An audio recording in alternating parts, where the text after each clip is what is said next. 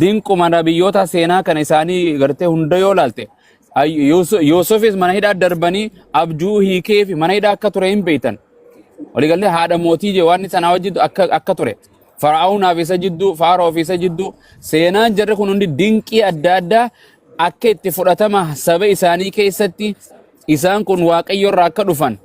gartee dhugaadhaan akka dhufan fudhatamuuf dinqii adda addaa jaarraa isaanii dinqii Yesuus dalage Museen hin daleen. Museen bahara addaa dho'eemi bishaan addaa dho'osee bar miti bishaan dha'e Yesuus bishaan addaa dha'e yoo adda baase irra deemeemi irra deeme. Museen bofa maal godhe bofa harka bobaasaa jala kana kaa'ee ulee bofa godhe Yesuus kana dalage hin dalayne. Kan isaa olii dalageera kan no haa dalagu malee dinqii moo dinqii miti ka isaa maybe nabiyyiin tokko dinqii tokko hojjetee tokko dhibba dalaguun mala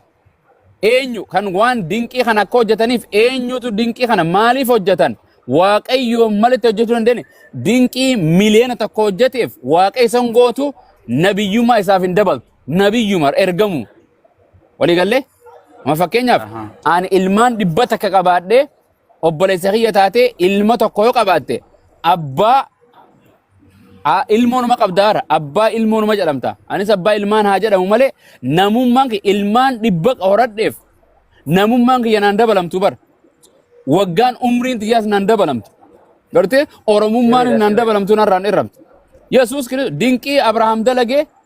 Yesuus hin dalayne dinqii Yesuus dalage eenyu hin dalayne dinqii Nuh dalage eenyu hin dalayne raajoonni hundinuu dinqii garagaraa dalagan Nabi Muhammadis gartee ji'a kana gartee dhoosii jedhanii ji'a kana dafotteessee ergisiise gartee iqtarabatis sa'atu wan shaqal qamar dhoosii nu argisiise jedhanii dhoosee gartee muka kana achi waami dinqii ati ergamaa ta'uudhaaf jedhan muka kana yaamee achi buqqisee ofitti fide so kun hundi biiftuu dhoosaniiru isaan eeyyee harka isaarra bishaan nama 80 ol caalutu harka isaarra bishaan burqanii dhugan burqanii gartee barattoonni isaa dinqii harka kanarraa dhugan waliigallee gaalaatu isa dubbata gaala dubbate waliigallee dhagaatu isatti dubbate dhagaa isa dubbate waliigallee fakkeenyaaf leessee namni tokko dinqii yoo hin hojjetin raajii taa'an ta'u isa waliin jira jechuu hin danda'amu ka amma fakkeenyaaf namni tokko rabbi waliin jira ergamaadha kan nu jechisiisu tokkoffaa namoonni isa hordofan yookaan namoonni inni ergameefi sun dinqii inni godhu sana arganii akka amananiif dinqiin kan kennamuufi. Yesuus Kiristoos dinqii hojjete moo hin hojjenne? Hojjeteera.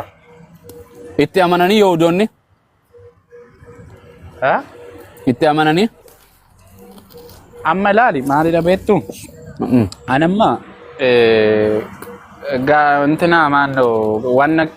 ጄኔራሊ መዱበቱት ጅራ ማሊፍ አካስ ዋና ሉቂሲ ፍኔ መረጃ ፍኔ ዋና ወሊ ከነኑ ጅሩ አማቆ አካስቦን ሃሳ ወሊ ከየሮቶን አኒ ጄኔራል ሃሶፍና ማሊፍ አመፈከኛ አኩሞንታ አኒ ሁበቻ ጅሩ ዋና አኒ ሁበቻ ጅሩ ቱጅራ ዋንተ ቢሮ ሲናሶ አብሶሉት ናገለ ዮሚዩ አመፈከኛፍ ሙሜ ሚኒስቴር ኢትዮጵያ ኦሮሞዳ ገሪን ኦሮሞ ምትገራኒ ገሪን እንደገራ ገሪን ኢንፊላ ገሪን ኢንፊሎ ገሪን ፓርቲ ብራ ፊላ ጋፈ ራጆኒ ተቆ ዱፌስ ፋላ ገሬ አፊ ባኑ ማርገምት ዮምዩ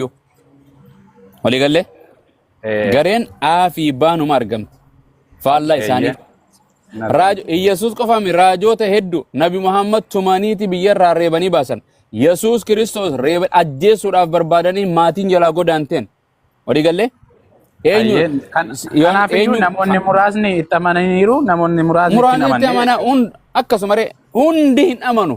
Waaqayyoon osoo hundi kan amanu taate ibiddaa fi jannatan qopheessu. Eessi maaliif akka amantaa keessanitti maaliif waaqti waan hunda gochuu ni danda'a miti wanna fedheyyuu gochuu hin danda'a waaqni tokkichame waan ta'eef maaliif nama jannatuma qofa kaa'uu hin dadhaban